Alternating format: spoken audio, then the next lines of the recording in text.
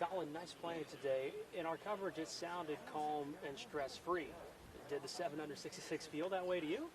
Yeah, I mean, I got on a nice roll on the back nine and made some putts, hit some really good shots, and you have to do that here. I mean, look, if you're hitting it good, you can make a lot of birdies. I think this course has shown that, but with the winds and kind of the swirling, just a little bit off the cross, whether it's a little bit hurt, a little bit down, it could be a big factor in these approach shots. But I hit it really good, and for the most part, pretty stress-free today.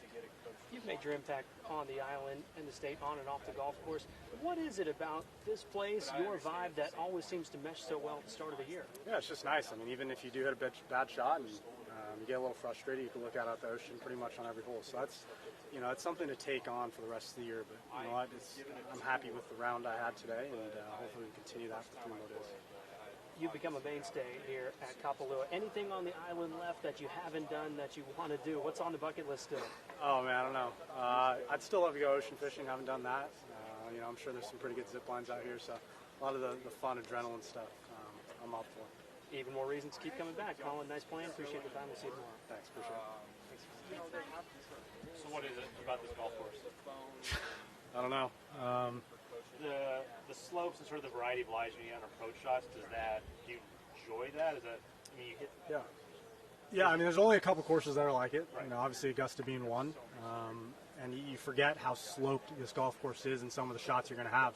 It's playing pretty soft this year. So, you hit a shot on 11 and on 17 and I've got 5-iron in off a big downslope, and you just can't let up, because, you got to remember what kind of cause and effect, uphill, downhill, where to miss it, and really just be really, aggressive with what you're committing to, because with the slope and the wind, it can just be that much more of a miss when it happens. Yeah, you mentioned, it's a place you can score, but you can't just make that happen. Yeah. Is that always ever a tricky balance, kind of going into a course, a day where you see everyone scoring low, it's going to be a pretty low week, you don't want to force it? Yeah, look, I mean, I practice at Summit, and it's a golf course that, on a normal day, you're probably shooting 500-600. So I think just being able to practice at a course like that, I think we're past the point of trying to force it. I think, we're veterans enough and we've played enough golf, and we're not forcing the birdies, but it can be frustrating when you're not. Being 2 under through 8, I was kind of like, all right, I know there's a few more chances out there. You leave a couple, but that's what I mean is you can make birdies in kind of bunches out here on any part of the golf course. So just knowing that you have 9 more holes, 10 more holes, whatever, and just continue to give yourself looks. Hopefully the putts drop, and they did today. Do you feel like your year last year went under the radar at all? No. I didn't win. For me, it was a solid year, but it comes down to the wins, and that's what we're focused on. That was going to be my next question. Yeah, how do you judge yourself? Is it truly a winner? Yeah, there's many ways to judge yourself. You look back, and I grade myself on a good season when you win. But this year, I'm going to take it one round at a time, one tournament at a time, and really try and do my best. I did that. Everyone does that at the end of the season because it's the end of the season, right? But it's how do you have that mentality early on and say, okay, well, I've got 4 days. Let's put it all out there and then see what happens. But then generally, do you feel like your game, though, right, going into this year is where you should be winning at the rate you want to? Yeah, it's a lot different of a stage than I've been the past, I guess, every year I've showed up.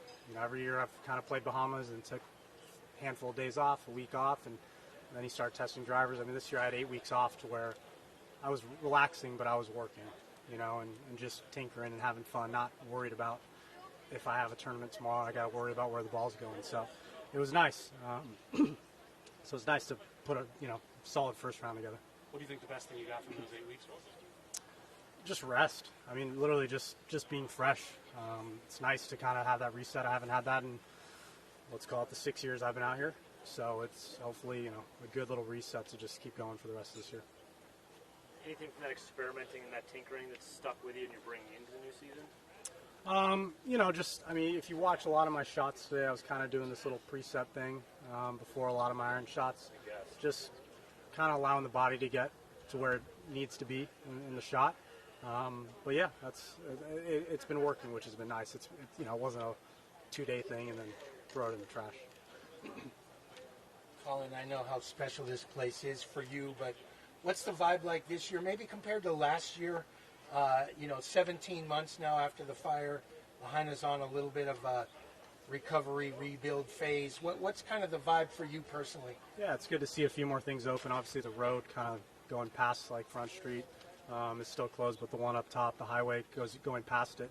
You know, it's still a little eerie, but I think people are, you know, you're seeing the positive side of it, hopefully. And look, it's still going to take some work. It's still going to take a lot of fundraising and donations and people just coming through. And it's awesome to see just houses slowly being built and people moving back in, even after, you know, unfortunately what they lost.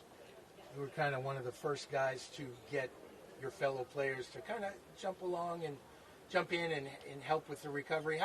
How special is that for you? And if you can tell us what you're doing this year, if you can. Yeah. No, I mean, it's always been a special place, right? And this place will always be kind of the home away from home. And I haven't done anything yet this year, but, you know, doesn't mean I won't. And like I said, this place means a lot, you know, which is kind of the history going back through my family. Anything else for Collin? Awesome. Thank you. Thank you.